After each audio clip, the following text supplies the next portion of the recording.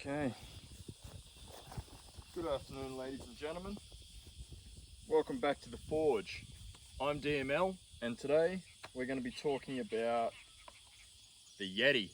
Now, this was designed by Clei Kunz for Sundog Forge, and it's probably one of the most underrated designs out of my lineup. See, the thing is, there's no real identifying marks or anything on it other than the word Yeti hot punched in this side and GGK, because that's the manufacturer's Great Gurkha Kukri Shop. So that's Perna Darnell, if anybody knows who that is. And an amazing smith, master smith.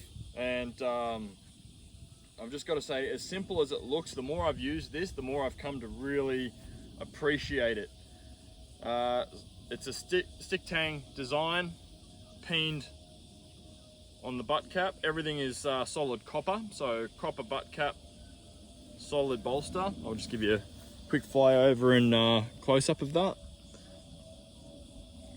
I just love the way that copper ages and patinas over time.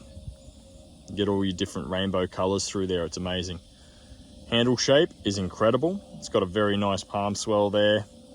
Very nice teardrop cross section, so you get your edge alignment for when you're swinging, which is really good. Very high grind, which gives it a very fine edge, and it terminates in a micro convex at the very end. The spine is thick enough that it'll baton without issue. The spine is sharp enough that it'll prepare your tinder and fire a ferro rod without issue. The handle is comfortable in multiple grips, no matter which way you want to hold it, including an extended grip for chopping, which we'll be doing a little bit of that today. And like I said, it's got that nice fine edge and a decent distal taper, so you can probably do butchering and stuff with it. Some of your rooty vegetables it might have a bit of difficulty with, but otherwise it'll slice through everything else just fine. And and this weighs in at about 500 grams for a 10-inch blade and a 5.5-inch handle. All right, specs and everything out of the way. Some quick chopping. I've used this a fair bit before, and I already know that I was very impressed with how it performed. This is going to be awkward to chop, so I might just lay it down a little bit and let it fall once I cut through it. So we'll come back here. Hopefully you can see just fine, and we'll give it a few short, sharp cuts. So you can see that that's buried into the top of the bevel. So that's really good.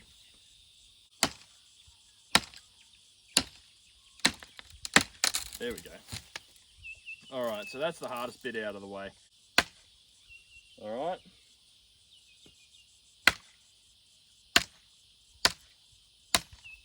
Do some extended chopping over this way. Ooh, yeah. It doesn't seem to be cutting a whole lot deeper, but I don't need to put anywhere near as much effort in my cuts. So you can see there. Makes quick and easy work of that. It could do bigger stuff, but we're not going to do that today. So I reckon we'll use that as a baton. I'll just cut that piece off because that's going to be annoying. There we go. And that's the thing, is this performs and hits well above its weight range.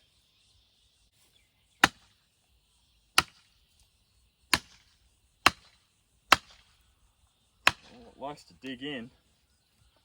Really likes to chew.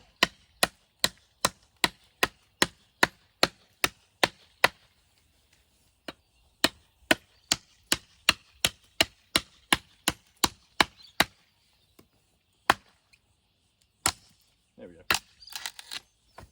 Cool.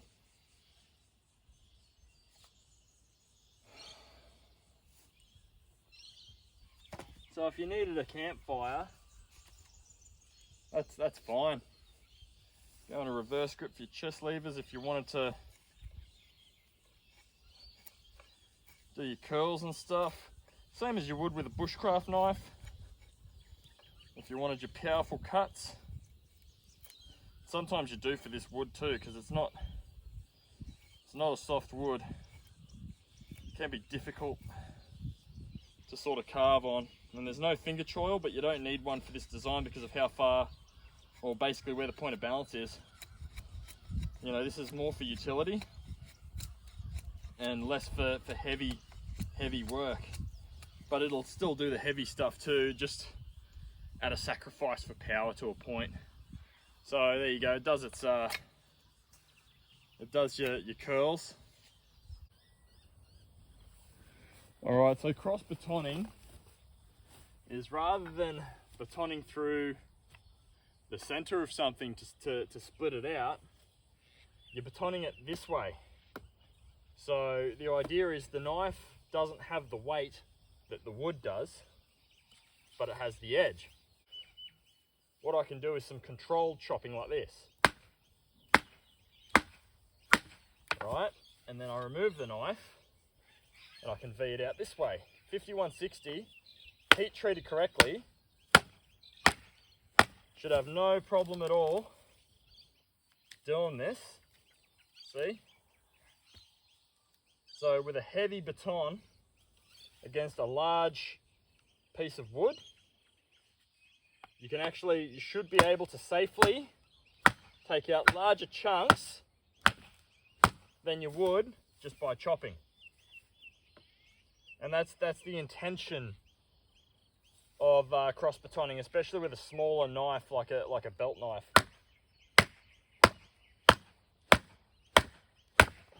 In half. I'm not being gentle with this either. I don't need to. Perna's heat treatment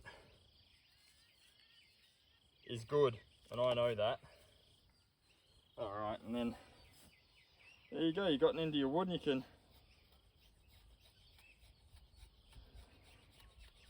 do your much finer curls for your fire.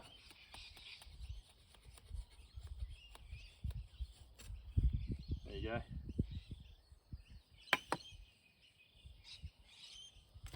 Alright, we'll zoom out again.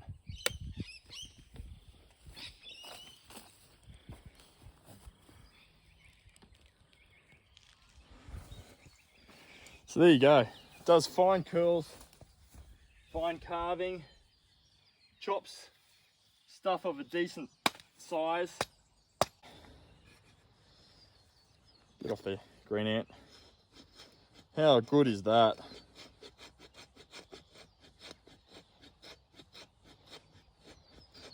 When you're trying to get your tinder,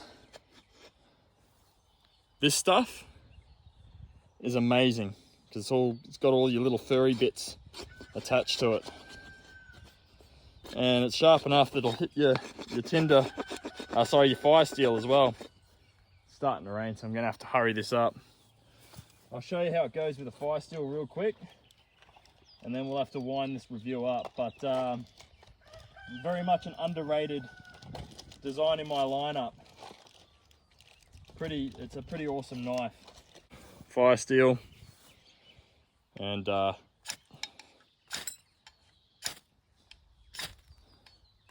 just eats that fire steel up. Really does. So it'll definitely get that job done for you. But there you go, everybody. Yeti. Available at Sundog Forge. Thank you for your attention, your continued interest in Sundog Forge. And I'll be back with another video as soon as I can. Thanks for your time, guys.